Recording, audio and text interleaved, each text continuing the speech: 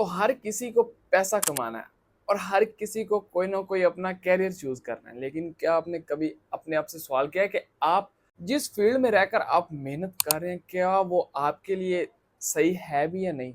क्या आप right direction में अपने आप को लेके जा रहे हैं कि नहीं? तो आज मैं आपको कुछ ऐसी स्किल्स बताऊंगा जिससे आप जेन्युइन अर्निंग कर सकते हैं। यानी कि वो स्किल्स होंगी जिनकी मार्केट में डिमांड भी होगी और आप उसमें रहकर कुछ ना कुछ अर्निंग कर सकते हैं। कोई राइट स्किल्स मैं आपको बताऊं तो सबसे पहली फील्ड है डिजिटल मार्केटिंग। आपको जब कोई चीज भी समझ ना आती हो तो आप सबसे पहले क्या करते हैं? सबसे पहले हम गूगल करते हैं और गूगल पे जो फर्स्ट पेज पे रैंक होती है वो वेबसाइट, हम उसको ही ओपन करते हैं। कभी कभार होता होगा कि दूसरे या तीसरे पेज पर हम जाते हैं, नहीं तो मोस्टली हम पहले पेज को ही ओपन करते हैं। तो आप एसईओ करके अपनी वेबसाइट को रैंक करते हैं। यानी कि अगर आपकी एसईओ अच्छी होगी तो आपकी वेबसाइट ज्यादा से ज्यादा रैंक होगी, यानी कि पहले दूसरे पेज पे आएगी। अगर आपकी वेबसाइट तीसरे चौथे या 10वें पेज पे रैंक होगी तो कोई भी आपकी वेबसाइट को ओपन नहीं करेगा, तो उसका आपको कोई भी फायदा नहीं होगा। इसलिए आपको अच्छा एसईओ करना आना चाहिए डिजिटल मार्केटिंग में। अगर आपको अच्छा एसईओ करना आता है तो आप अच्छी अर्निंग कर सकते हैं। डिजिटल मार्केटिंग में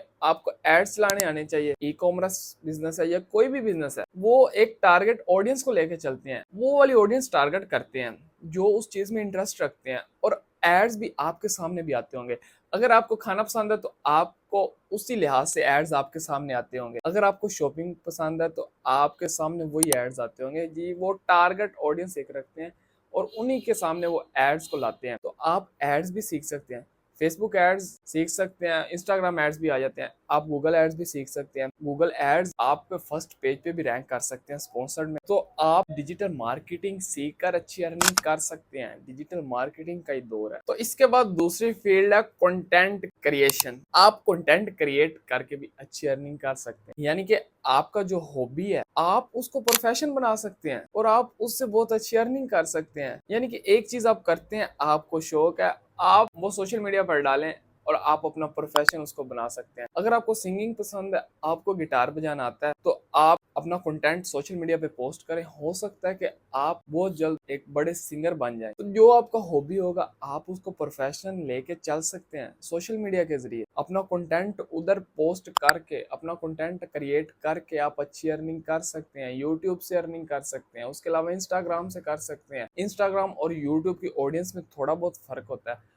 यूट्यूब पे लोग सर्च करके चीजें देखते हैं, लेकिन इंस्टाग्राम पे जो लोगों को चीजें पसंद होती हैं ऑटोमेटिकली वो उनके सामने वैसी रील्स ही रखी जाती है। यानी कि वो एक टारगेटेड ऑडियंस होती है, उनके सामने वो सारी चीजें चलाई जाती। तो आप इंस्टाग्राम पे अपनी रील्स भी अपलोड कर सकते हैं और यूट्यूब पे अपना एक चैनल भी बना सकते हैं। यूट्यूब पे लोग सर्च करके चीजें देखते हैं। अगर आपका एंटरटेनमेंट का चैनल है या आपने वो कैटेगरी सिलेक्ट की हुई है, उसको आप अपना प्रोफेशन बनाना चाहते हैं, तो वो लोग बार बार सर्च करके देख। और इंस्टाग्राम में रील्स अपलोड करके भी आज अच्छी अर्निंग कर सकते हैं। उसके अलावा आप ब्रांड्स की प्रमोशन भी इंस्टाग्राम पे कर सकते हैं अगर आपके अच्छे फॉलोअर्स हो जाते हैं। तो कंटेंट क्रिएशन में भी बहुत पैसा है। कंटेंट क्रिएट करके अगर आपका अपना कंटेंट होगा तो आप अच्छी अर्निंग कर सकते हैं। तो इसके लिए तीसरी फील्ड है क्रिएटर आर्ट्स एंड डिजाइन। मैंने आपको बताया कि डिजिटल मार्केटिंग और कंटेंट क्रिएशन बहुत बड़ी एजेंसीज हैं। दो, अगर इसमें ग्राफिक डिजाइनर्स नहीं होंगे या कोई थंबनेल डिजाइन करने वाला नहीं होगा तो इनकी कोई वैल्यू नहीं बचे। यानी कि अगर अच्छी पैकेजिंग ही नहीं की होगी, अगर अच्छे ग्राफिक डिजाइनर्स ही नहीं होंगे, अच्छे डिजाइन नहीं किए होंगे, तो डिजिटल मार्केटिंग और कंटेंट क्रिएशन बेकार है। इसके लिए ग्राफिक डिजाइनिंग भी आपको सीखनी चाहिए।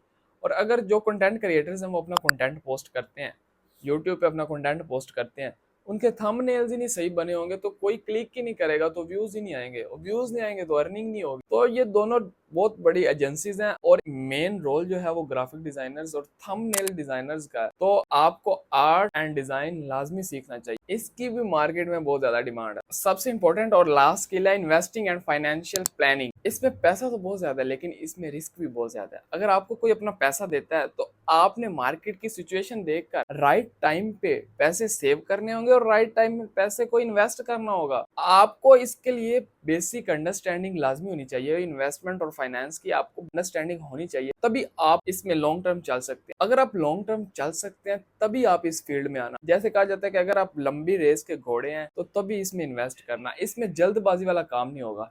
अगर आपको इसकी बेसिक थोड़ी बहुत समझ भी है तो आप स्टॉक मार्केट भी कर सकते हैं, उसमें आप इन्वेस्ट भी कर सकते हैं, और बहुत फाइनेंशियल मार्केट्स हैं जिनमें आप इन्वेस्ट करके अच्छी अर्निंग कर सकते हैं। तो अगर आप अपने आप को हैंडल कर सकते हैं, अगर आप रिस्क ले सकते हैं, यानी कि राइट टाइम पे आप पैसे इन्वेस्ट कर सकते हैं, तो आपके लिए ये बहुत ही अच्छी अपॉर्चुनिटी है। इससे ज्यादा किसी और फील्ड में पैसा भी नहीं है। तो ये थी राइट फील्ड्स जिनमें आप रहकर अच्छी अर्निंग कर सकते हैं और ज्यादा से ज्यादा पैसा कमा सकते हैं। तो अगर वीडियो पसंद आई तो चैनल को सब्सक्राइब कर लें और बेल आइकन प्रेस कर लें।